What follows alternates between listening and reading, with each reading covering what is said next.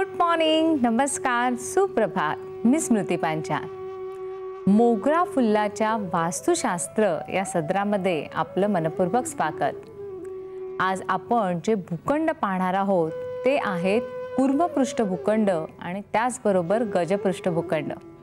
मागे मी एकदा एक चारोळी ऐकली होती. घर असावं घरासारखं, नकोत नुसत्या भिंती, तिथे असावा प्रेम जिव्हाळा, नकोत नुसती नाती. अर्थात चार भिंतीचं घर म्हणजे दगडा आणि विटांचं घर हे नुसतं घर नव्हे, तर त्याच्यामध्ये आपुलकी, ममत्व असणं अत्यावश्यक असतं. तिथे राहणारे जे कौटुंबिक सदस्य आहेत यांच्या मनामध्ये एकमेकांबद्दल आदर असणं, प्रेम असणं अत्यावश्यक असतं. तरच ते घरकुल जे आहे हे प्रेमाने नांदताना आपल्याला दिसून येतं. अर्थातच असं घर आणि अशा प्रकारचं वातावरण जर तुम्हाला कुठे मिळत असेल तर निश्चितच हे कूर्मपृष्ठ भूमीवरती मिळतं. कूर्मपृष्ठ अर्थात कासवाच्या पाठीप्रमाणे. पूर्वीपासून आपण म्हणत आलोय की कासव जे आहे ह्याला दीर्घायुष्य मिळतं. कासवाचं आयुष्य खूप मोठं असतं. काही काही ठिकाणी तर ऐकण्यामध्ये आलेलं आहे की 500 ते 1000 वर्षापर्यंत कासव जे आहे हे जगू शकतं. अर्थात कासव हे दीर्घायुष्याचं प्रतीक, अर्थात त्याचं वरदानही या भूखंडावरती वास्तव्य करणाऱ्या व्यक्ती जे आहेत यांना मिळत असतं. आजकाल सिंगापुरी कासवं जी आहेत ही भारतामध्ये बॅन झालेली आहेत, तरीही बहुतेक घरांमध्ये तशा प्रकारची कासवं ठेवली जातात. अर्थातच ती दीर्घायुष्याची प्रतीक आहेत. आपल्या घरामध्ये तुम्ही कासव ठेवू शकता, इवन देव्हाऱ्यामध्येही कासव ठेवू शकतात, कारण ते विष्णूचं प्रतीक आहे. अर्थात कासव जितकं शुभ त्याचप्रमाणे ह्या कासवाचं नाव असणारा हा कूर्मपृष्ठ भूखंड जो आहे तोही अतिशय शुभ आहे. कूर्मपृष्ठ भूखंड दिसतो तरी कसा? कूर्मपृष्ठ भूखंड जो आहे हा मध्यभागी अतिशय उंच असतो आणि त्याचबरोबर ज्या या 8 दिशा आहेत या 8ही दिशांना उतार आलेला असतो. अर्थातच 4 मुख्य दिशा पूर्व, पश्चिम, उत्तर, दक्षिण आणि उपदिशा आग्नेय, वायव्य, ईशान्य आणि नैऋत्य या 8ही दिशा समप्रमाणामध्ये उतार आलेल्या दिसत येतात. त्याच्यामुळे एक प्रकारे तिथे कासवाची पाठच तयार झाली आहे की काय अशा प्रकारे त्याचा आकार दिसत असतो. कूर्मपृष्ठ भूखंड जो आहे हा सगळ्या प्रकारचं सौख्य जे आहे हे निश्चितच आपल्याला प्रदान करत असतो. कूर्मपृष्ठ भूखंडावरती राहणाऱ्या व्यक्ती ज्या आहेत यांच्या कुटुंबांमध्ये एकमेकांबद्दल आदर निर्माण झालेला आपल्याला दिसतो. एकमेकांबद्दलच्या प्रेम भावना या वाढीला लागलेल्या दिसतात. एकमेकांचं ऐकून घेणं, एकमेकांच्या विचारांची देवाणघेवाण करणं यासारख्या चांगल्या गोष्टी या वास्तूमध्ये घडताना दिसत असतात. त्याचबरोबर दीर्घायुष्यही हे याला एक वरदान आहे. तिथे राहणाऱ्या व्यक्ती ज्या असतात ह्या नेहमी दीर्घायुषी झालेल्या आपल्याला दिसून येतात.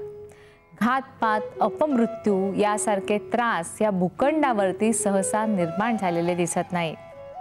असा हा कूर्मपृष्ठ भूखंड जो आहे हा अतिशय शुभ असतो आणि एखाद्या वेळेला चुकून माकून आपल्या नजरेला जर असा भूखंड दिसला असेल आणि आपण जमीन खरेदी करण्याच्या बेतात असाल तर लागलीच असा भूखंड जो आहे हा निश्चितच खरेदी करा. दुसरा भूखंड जो आहे तो आहे गजपृष्ठ भूखंड. अर्थातच ज्याप्रमाणे गजाचं तोंड जे आहे हे एका बाजूनी मोठं आणि सोंडेचा भाग जो आहे हा निमुळता असतो, त्याचप्रमाणे हा भूखंड असतो. मागे एका भागामध्ये मी तुम्हाला सांगितलं होतं की गज जो आहे, हत्ती जो आहे हा इंद्राचं वाहन आहे. इंद्राचं वाहन सफेद हत्ती आहे. अर्थात देवांचा देव इंद्र या ऐश्वर्यमान देवाकडे हे वाहन आहे. त्यामुळे गज जो आहे हा संपत्तीचं द्योतक आहे. आपल्या घरामध्येही आपण प्रवेशद्वाराच्या समोर सोंड उंच केलेले हत्ती जे आहे त्यांचं प्लेसिंग करत असतो. ते आपल्या घरामध्ये मंगलकारी लहरी लक्ष्मी याचं स्वागत करत असतात. अर्थात हा गजपृष्ठ भूखंडही त्याच प्रकारे लक्ष्मीचं स्वागत करत असतो. ऐश्वर्य आणि लक्ष्मी या गजपृष्ठ भूखंडावरती वास करणाऱ्या व्यक्ती ज्या असतात यांच्याकडे येताना दिसत असतात. अर्थात हा गजपृष्ठ भूखंड दिसायला कसा असतो, कुठल्या दिशा उंच असतात आणि कुठल्या दिशा ज्या आहेत यांना उतार झालेला असतो, निश्चितच मी तुम्हाला त्याबद्दल सांगणार आहे. गजपृष्ठ भूखंड जो आहे हा सर्वसाधारणपणे ह्याची नैऋत्य दिशा जी आहे ही तर उंच असते, त्याचबरोबर त्याची वायव्य दिशा ही तितकीच उंच असते आणि त्याचबरोबर त्याची आग्नेय दिशा जी आहे तीही उंच असते. अर्थातच ह्या 3 दिशा ज्या आहेत इथे याला उंची आलेली आपल्याला दिसून येते आणि त्याचबरोबर पूर्ण त्याचा उतार जो असतो हा ईशान्येच्या कोपऱ्याकडे असतो. असा हा भूखंड जो आहे याला गजपृष्ठ भूखंड असं म्हटलं जातं. या भूखंडावरती निवास करणाऱ्या ज्या व्यक्ती आहेत यांची पैशाची आवक जी आहे ही दिवसेंदिवस वाढताना आपल्याला दिसते. सुख, संपत्ती, समृद्धी आणि ऐश्वर्य याचं वरदान तिथे राहणाऱ्या व्यक्तींना निश्चितच मिळत असतं.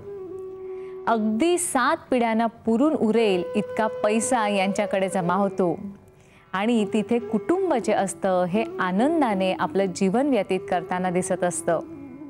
आपणही जर एखादा भूखंड खरेदी करणार असाल आणि चुकून माकून जर असा भूखंड आपल्याला मिळाला तर निश्चितच खरेदी करा. आणि समजा काही वेळेला योग्य सल्लागाराचा सल्ला घेऊन एखादा साधा भूखंडही आपण निश्चितच गजपृष्ठ भूखंड बनवू शकाल आणि मग काय, तुमच्यावरतीही लक्ष्मीची कृपा निश्चितच राहील. आज आपण कूर्मपृष्ठ भूखंड आणि गजपृष्ठ भूखंड यांची माहिती घेतली. पुढील भागांमध्ये अशाच एखाद्या भूखंडाची माहिती मी निश्चितच तुम्हाला सांगणार आहे. पण आज इतकंच. नमस्कार.